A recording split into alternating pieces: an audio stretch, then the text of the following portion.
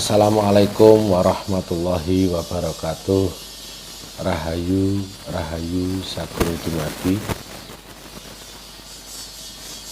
Para pecinta channel Santri Jawa yang dimuliakan Allah Subhanahu wa taala, Gusti ingkang akarya jagat. Pada edisi kali ini, yaitu edisi Kakang Cahyo menjawab, ini ada sebuah pertanyaan dari saudara saya di Bogor, namanya Agus R. Nggak tahu R-nya ini apa ini. Beliau menanyakan, di mana keberadaan sedulur sejati itu sebelum dan setelah pembukaan kunci oleh guru panuntun.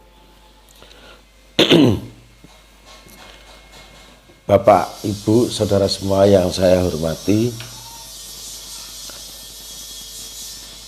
sedulur sejati sebelum dan setelah pembukaan kunci. Mas Agus dari Bogor,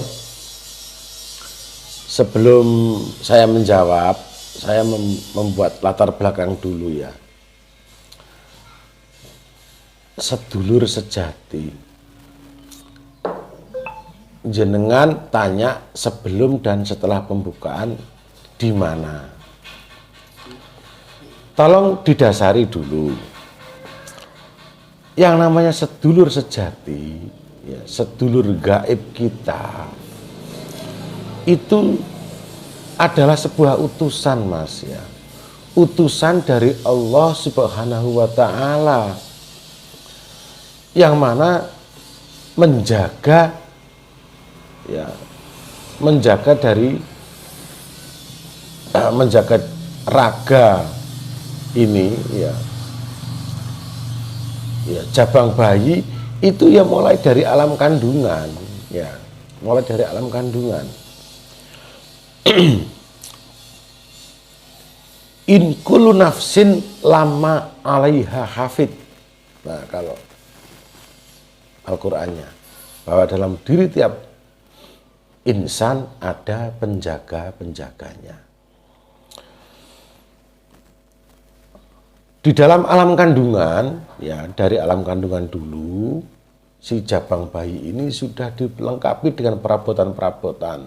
Salah satunya adalah penjaga-penjaga. Karena sesuatu yang hidup pasti ada penjaganya. In kullu nafsin, sesuatu yang bernafas pasti ada penjaganya. In kullu nafsin lama 'alaiha hafid. Ada penjaga-penjaganya. Di dalam alam kandungan pun sudah ada penjaga daripada yang bernafas itu, yaitu saudara kita. Mulai dari ketuban, kemudian darah, ya, puser dan ari-ari, ya. Kawah, ya, ketuban itu kawah, kalau orang Jawa mengatakan kawah. Ari-ari itu adalah plasenta, darah jelas darah, kemudian puser itu udel, gitu. Jika, nah ini yang menjadi dasar utamanya itu ini ya, jika sang bayi, ya, jika sang bayi itu ada roh, nah ini, ya, ya, jika sang bayi itu ada rohnya, maka penjaga-penjaga itu juga ada sukmonya. Ini yang banyak nggak dipahami, seakan-akan itu barang mati, ketuban itu barang mati, ari-ari barang mati. Padahal jika ada sebuah proses fungsi di dalam kehidupan, itu ada yang menggerakkan. Yang menggerakkan tentunya bersumber dari zat yang maha kuasa sendiri.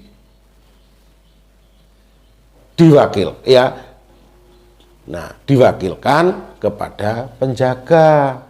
Jadi suruhan Allah, utusan Allah. Jadi ketuban itu juga ada sukmonya. ari-ari, darah, pusar, itu ada sukmonya. Oke, untuk mempercepat langsung saja. Saya nggak usah membahas fungsi-fungsinya di dalam alam kandungan. Udah banyak itu sumber-sumber itu. Yang utama kita kejawen aja. Ketuban atau kawah itu membuka jalan bayi lahir. Jadi sebelum bayi lahir, ya Allah, ketuban kawah itu membuka, Mas, membuka jalan supaya keluar dari ngarani margaina sang ibu lah, kan gitu, atau vagina, wes ngono. Ya, vagina ibu, alat kelamin ibu, membuka jalan, akhirnya rela karena dia bertugas menjaga sang bayi, maka ketuban atau kawah itu rela untuk keluar dulu, membuka jalan, akhirnya keluar ya, dengan sukma kawahnya. Ada sukmanya itu, baru bayi lahir. Kemudian ada ari-ari yang di belakang, otomatis kawah ada di luar bayi ya, karena memang dari dulu, dari dalam alam kandungan, ketuban adalah di luar bayi. Ari-ari sebagai penghubung antara pusar dan untuk pusar dan rahim ibu untuk menyerap sari-sari makanan. Nah, ketika dipotong, ya kan, nah itu berarti ari-ari pun ada di luar, ya, ada di luar. Selanjutnya jabang bayi keluar, ari-ari keluar, darah ini yang mengalirkan, ada energinya, ada sukmanya, berarti masuk ke dalam raga jabang bayi. Dan juga pusar juga masuk ke dalam jabang bayi. Otomatis yang di luar adalah kawah dan ari-ari ya. Selanjutnya besar kawah dan ari-ari masih di luar ya. Lah, makanya pertanyaan daripada Mas Agus, sebelum dibuka kunci tetap di luar ya. Tetap di luar. Karena apa? Tanda kutip, karena apa? Tanda kutipnya adalah karena kita belum mengenal yang saudara kawah tadi. Karena lahir duluan dari jabang bayi, maka dikatakan saudara tua atau kakang kalau bahasa Jawa. Ari-ari saudara muda dari jabang bayi dikatakan adi, maka adi, ari-ari, tempatnya di luar. Lah, di luar tuh di mana toh? Di luar itu. Ya. Di luar itu mulai dari kulit ini loh ya. Kulit sampai alam bebas itu di luar. Yang di dalam, nah ini, di dalam adalah kulit ke dalam. Jadi ada darah, ada itu. Ya. Sampai susum tulang itu ke dalam. Kalau yang keluar mulai dari permukaan kulit ini ke alam bebas, ya, ke alam jagat raya ini ya. Itu yang di luar ya. Nah, akhirnya ketika sudah di luar, maka kita butuh disambungkan atau dikenalkan.